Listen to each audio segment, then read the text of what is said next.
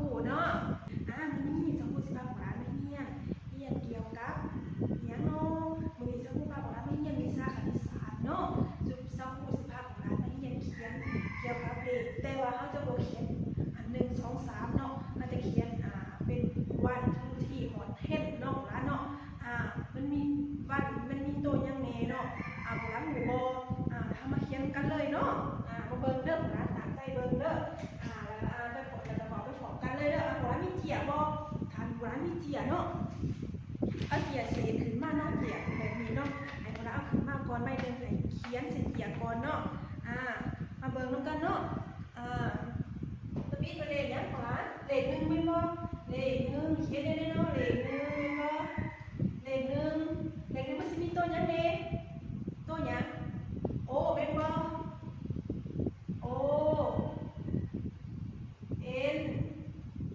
อีแม่นบ่วันแม่นบ่บัดนี้ต่อไปแม่นทูแม่นบ่ทูมีตัวหยังแน่เนาะมีตัว T W O แม่นบ่ทูแม่นบ่ทูเด้อของร้านเด้อเบิ่งนำกันเด้อทูเนาะ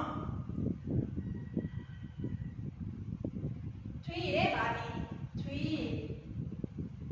3มีตัวหยังเด้ของร้านมีตัว T แม่นบ่ T เนาะ S R E หรือว่า double E เด้อของร้านแม่นบ่ T H R E E แม่นบ่3เนาะบาดนี้ต่อไปมันเลขหยัง4แม่นบ่มีตัวหยังตัว F เนาะขึ้นต้นด้วยตัว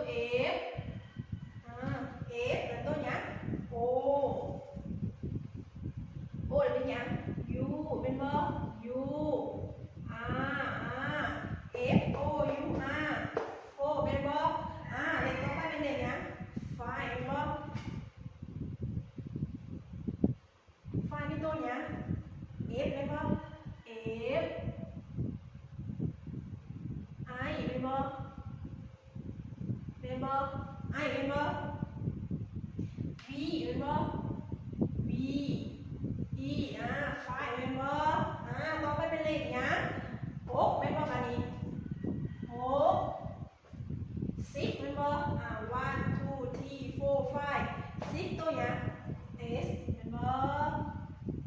S I X ถือบ่ของร้าน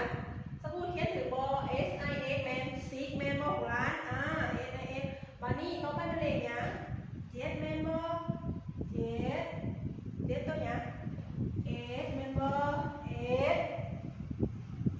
E V E N 7เด้อ S E V E N 7เนาะ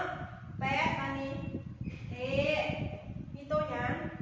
ตัว E ได้บ่ E แล้วหยัง I G H T แม่นบ่สักครู่เขียนถึงอยู่บ่เนาะมีตัวหยังนี่ E I G H T แม่นบ่8แม่นบ่ของร้านต่อไปเป็นเลขหยัง9แม่นบ่9เลขหยังเนาะ9เลข9แม่นบ่มีตัวหยังนี่ตัว N เป็นบ่ N N แล้วตัวหยัง I N E เป็นบ่นายเป็นบ่ N I N E เป็นบ่นายต่อไปเลขสุดท้ายเลขหยัง10เป็นบ่10แม่นเลขหยังเนาะ10เนาะมีตัวหยังนี่ตัว T เห็นบ่ T ตัวหยังอีกตัว E ตัว N เป็นยังไงพวกมันสักครู่เขียนมานี่ถือบ่นี่เด้อนี่เนาะคือนี่แม่นวัดมันจะมีอยู่ O N E แม่นบ่แม่น1 2มี T tree W O เป็นทูเนาะ tree มี T H R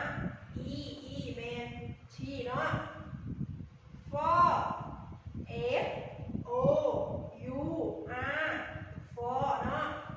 five F I V E five six S I X six seven S E V E N seven เนาะ eight E I G H T eight nine N I N E nine ten T E N เป็นจังได๋ผู้หลานเขียนล่ะบ่เขียนสิเกียรติสิผู้หลานนี่บ่ผู้หลานจื้อบ่วิธีสาวครูพาผู้หลานเขียนเนาะว่ามันมีตัวหยังแหน่วิธีเฮาเขียนตัวเลขเนาะคือวันมันมีตัวหยังแหน่เนาะฮู้แล้วก็มันมีตัวหยังแหน่ให้ผู้หลานจื้อเด้อให้ผู้หลานเอาไปเบิ่งเนาะเขียนแล้วให้ผู้หลานเบิ่งให้ผู้หลานแอบเขียนเนาะเขียนใส่เทียนแล้วหลังจากเขียนใส่เทียนแล้วถ้าว่ามันถึงเมื่อนั้นเนาะผู้หลานเห็นเนาะผู้หลานก็กายใส่ในปึกเนาะเฮ็ดงามๆเนาะเฮ็ดมาให้สาวครูเบิ่งเนาะบัดผู้หลานมาโรงเรียนเนาะเอามาให้สาวครูเบิ่งเนาะสาวครูสิกวดให้ผู้หลานเนาะนี่ผู้หลานเขียนเอาเด้อผู้หลานเบิ่งแล้วก็ไปเขียนเนาะแอบเขียนเนาะบ่แม่นว่าอยู่ซื่อๆเนาะต้องแอบเขียนคันผู้หลานบ่แอบบ่เขียนผู้หลานก็บ่เป็นบ่แม่นสิว่าสักครู่หลานเฮ็ดบ่ได้บ่ให้ว่าเนาะผู้หลานเนาะผู้หลานเฮ็ดได้ถ้าผู้หลานตั้งใจต้องเฮ็ดได้แม่นบ่ถ้าผู้หลานตั้งใจเรียนผู้หลานก็เฮ็ดได้เนาะถ้าผู้หลานเบิ่งแล้วผู้หลานก็ต้องจื้อเนาะเอาไปแอบเขียนแล้วก็แอบอ่านพร้อมเนาะถ้าใครอยากเป็นนักเรียนเก่งแม่นบ่นี่เลยสักครู่เขียนผู้หลานเบิ่งแล้วผู้หลานเบิ่งก็เด้อเบิ่งแล้วไปกายใส่ในปึกแม่นบ่มื้อนี้สักครู่พาผู้หลานเรียนสำนีก่อนเนาะอย่าลืมเด้อสักครู่